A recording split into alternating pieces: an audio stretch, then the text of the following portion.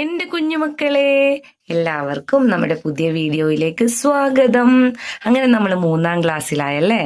അപ്പൊ നമുക്ക് അതിലെ ആദ്യത്തെ പാഠഭാഗം നോക്കിയാലോ? പാഠഭാഗത്തിന്റെ പേരെന്താണ്? കനകച്ചിലങ്ക.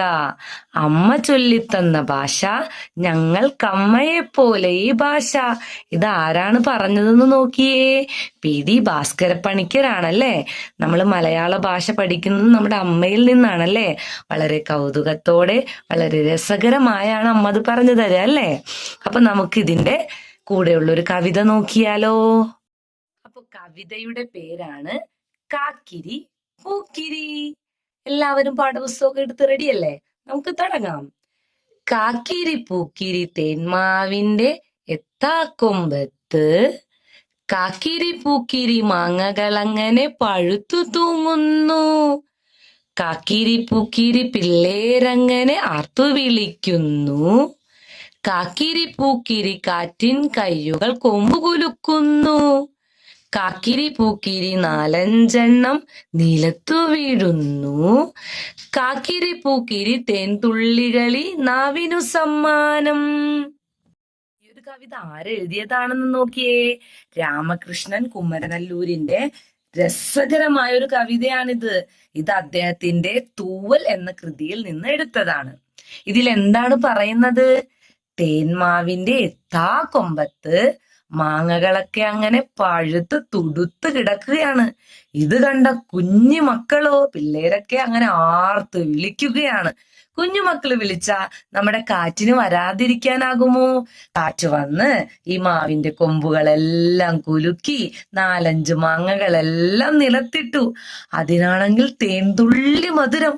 അത് നമ്മുടെ കുഞ്ഞുങ്ങളുടെ നാവിന് സമ്മാനമായി നൽകി. എന്തൊരു രസമുള്ള കവിതയാണല്ലേ. വരികൾക്കെല്ലാം തേനൂരുന്ന മധുരം അല്ലേ. അപ്പൊ നല്ല ഈണത്തിന് എല്ലാവരും പാടി നോക്കണം. അപ്പൊ അതിന്റെ താഴെയായി കുറച്ച് ചോദ്യങ്ങളൊക്കെ കൊടുത്തിട്ടുണ്ട്. നമുക്കത് നോക്കാം. ആദ്യം എന്താണ് പറഞ്ഞിരിക്കുന്നതെന്ന് നോക്കിയേ. താളം പിടിച്ച് ഈണത്തിൽ കവിത ചൊല്ലി നോക്കൂ. അപ്പൊ നിങ്ങൾ കൂട്ടുകാരോടൊപ്പം ഈ കവിത നല്ല ഈണത്തിന് ചൊല്ലി നോക്കണേ. അതിനുശേഷം എന്താണ് പറഞ്ഞിരിക്കുന്നത്? ഈ കവിതയിൽ ആവർത്തിച്ചു വരുന്ന 2 വാക്കുകൾ ഏതെല്ലാമാണ് ആ 2 വാക്കുകൾ? ഒന്ന് നോക്കിക്കേ. അതെ, ഈ കവിതയുടെ തലക്കെട്ട് തന്നെ അതാണല്ലേ. എന്താണ്? കാക്കിരി പൂക്കിരി. ആ ചോദ്യത്തിനോടൊപ്പം തന്നെ കൂടെ ഒന്നുകൂടി ചോദിച്ചിട്ടുണ്ട്. എന്താന്ന് നോക്കിയേ. ആ വാക്കുകൾ കൊണ്ട് എന്തൊക്കെയാണ് ഉദ്ദേശിക്കുന്നതെന്ന്. അതിനങ്ങനെ പ്രത്യേക ഒരു അർത്ഥമില്ല.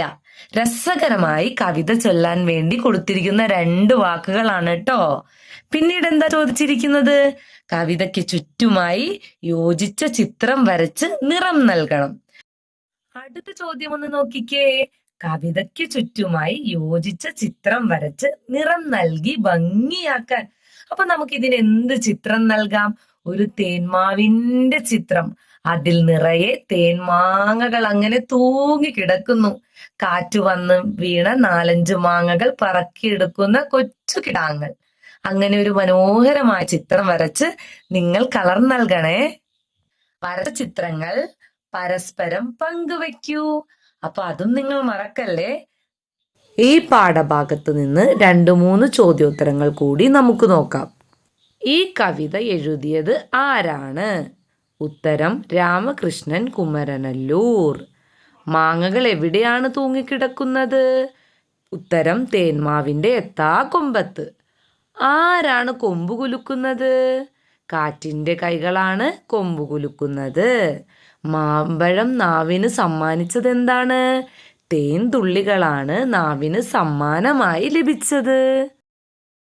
അപ്പോൾ വരും ദിവസങ്ങളിൽ നമുക്ക് അടുത്ത പാഠഭാഗങ്ങളെല്ലാം പരിചയപ്പെടാം. അപ്പോൾ എൻ്റെ ചാനൽ സബ്സ്ക്രൈബ് ചെയ്യാനും ലൈക്ക് ചെയ്യാനും കമൻറ്റ് ചെയ്യാനും നിങ്ങൾ മറക്കരുതേ. സപ്പോർട്ട് ചെയ്ത് കൂടെ കൂടിക്കോ.